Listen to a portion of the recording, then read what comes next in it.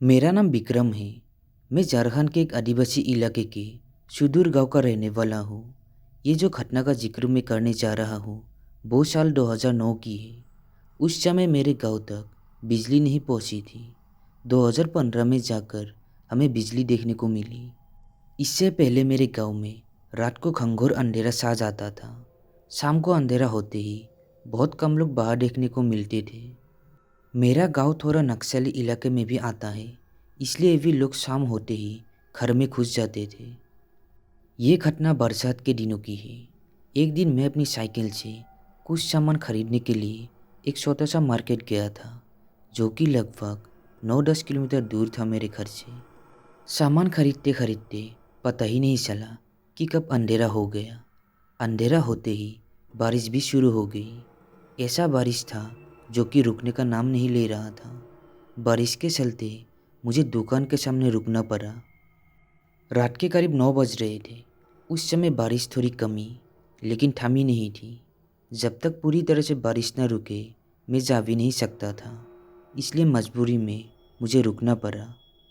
लगभग 10 बजे मार्केट पूरा सुनसान हो गया था। मैं अकेला वहाँ अपनी साइकिल और सामान के साथ था।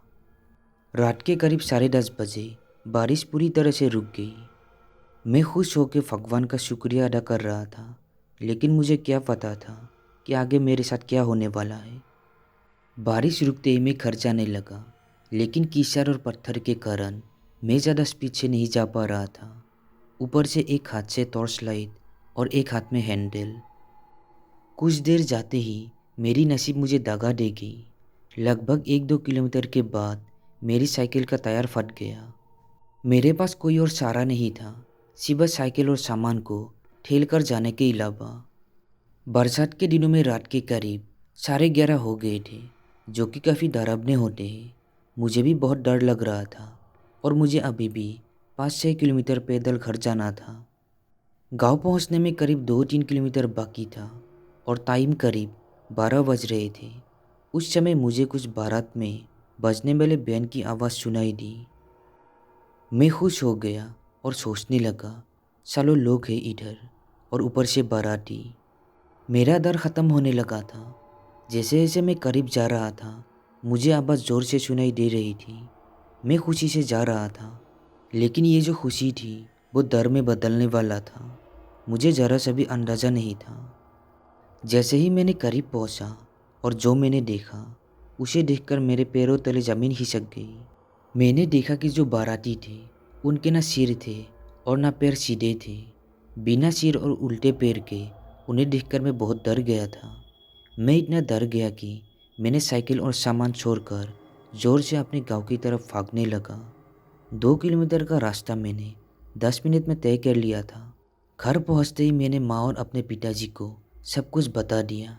वो भी सुन के हैरान हो गए। उन्होंने साइकिल और सामान के बारे में पूछा तो मैंने बताया कि मैंने डर के मारे सब छोड़ छाड़ के भागा है।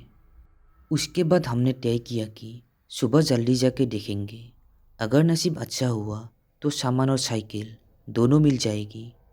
अगले दिन मैं और पिताजी दोनों सुबह सुबह उस जगह गए जहाँ मैंने सामान और साइकिल छोड़ के भागा था।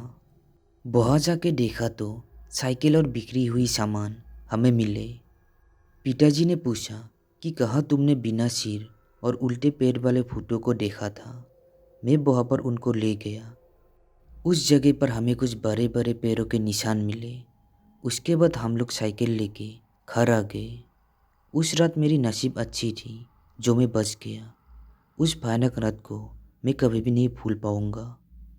इस घटना के पहले मैं कभी भी आत्माओं पर विश्वास नहीं रखता था, लेकिन जो घटना मेरे साथ घटी उसके बाद से मैं इन सब चीज़ों पर विश्वास करने लगा हूँ। हो सकता है कि आप लोगों को इन सब बातों पर विश्वास न आए, लेकिन ये घटना मेरे साथ सचमुच घटी थी। आमतौर पर ये सब चीज़ें इंसानों को दिखाई नहीं देती, लेकिन जिसको भी दिखाई देती है उसकी ज़िंदगी पूरी तरह से बदल जाती है। तो दोस्तों, हमारी आज की ये कहानी कैसी लगी कमेंट में ज़रूर बताना। साथ ही मेरे चैनल को सब्सक्राइब ज़रूर करना।